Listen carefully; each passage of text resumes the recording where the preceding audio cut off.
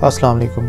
आज की जो हमारी वीडियो है उसमें हम ये देखेंगे कि हम गुल दाऊदी की केयर कैसे कर सकते हैं, इसकी कटिंग कैसे लगा सकते हैं, और ये परमानेंट पौधा है या सीजनल है, या साल में कितने दफ़ा ये फूल देता है या नहीं देता है, और उसकी क्या केयर है।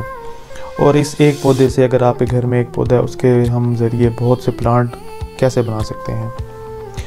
अब गुल दाऊदी की बहुत सी अक़साम हैं, जो कि बहुत सी स्पीशीज़ हैं जो कि मार्केट में एग्जिस्ट करती हैं, लेकिन इन सब की केयर बिल्कुल एक जैसी है। इनको लगाने का तरीका या इनकी कटिंग को लगाने का तरीका सारा कुछ सेम है।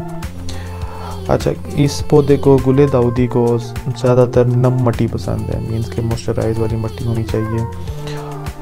और जैसे ही ये बड़ा होगा पौधे को पानी की ज़रूरत भी पड़ जाएगी, और इसके साथ साथ इसको साल में काफ़ी दफ़ा फूल लगते हैं और इसकी मुसलसल केयर करनी पड़ती है, क्योंकि ये पौधा बहुत जल्दी ग्रो करता है और इसकी जो ब्रांचेस हैं वो बहुत ज़्यादा सॉफ्ट होती हैं। जैसे ये बड़ा होता है या पौधे पे वज़न आता है फूलों का या पत्तों का, तो ये एक साइड पे झुकने लग जाता है। तो झुकने की वजह से इसकी ग्रोथ में बहुत फ़र्क पड़ जाता है और ये नीचे से सूखना शुरू हो जाता है और पौधा डी शेप होने लग जाता है। तो इसकी इसी वजह से केयर बहुत ज़रूरी है कि ये पौधा डी शेप भी ना हो और इसकी लगातार आप कटिंग करते रहें, ताकि पौधा अच्छे तरीके से सर्वाइव कर सके और अपनी ब्रांचेस को बढ़ा सके।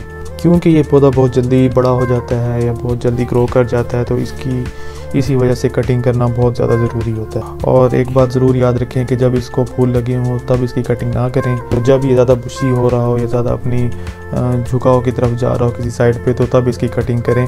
और इस पौधे को ज़्यादा बड़ा होने भी ना दें, इसकी कटिंग करते रहें। और कटिंग लगाने के लिए इसकी ज़्यादा गर्मी का मौसम भी चूज़ ना करें, ज़्यादा सर्दी का मौसम भी चूज़ ना करें। और इसकी कटिंग को लगाने के बाद इसको डायरेक्ट सनलाइट में या धूप में ना रखें, ऐसे एरिया में रखें जहाँ थोड़ी देर के लिए धूप आती हो और ज़्यादातर वहाँ पर ठंडा मौसम ही रहता हो।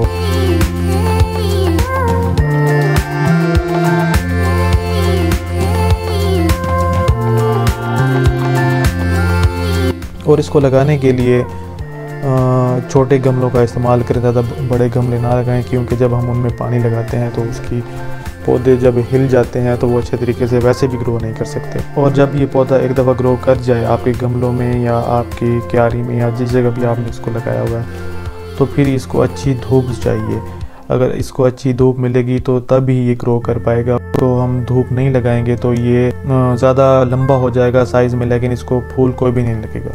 अब इसकी कटिंग करने का तरीका ये है कि इसकी ज़्यादा लंबी लंबी ब्रांचेस ना काटें, सिर्फ 2 से 2.5 इंच की ब्रांच काटें और 1 इंच ज़मीन के अंदर लगा दें और 1 इंच ही बाहर रहने दें। ऐसे इसकी छोटी छोटी कटिंग्स काटते जाएं और इसको दूसरे गमलों में शिफ्ट करते जाएं। और इस तरह आप एक पौधे से कई सारे पौधे बना सकते हैं और अपने घर को खूबसूरत बना सकते हैं। जिनको भी प्लांटिंग का शौक़ है वो ये चीज़ अच्छे तरीके से समझते होंगे।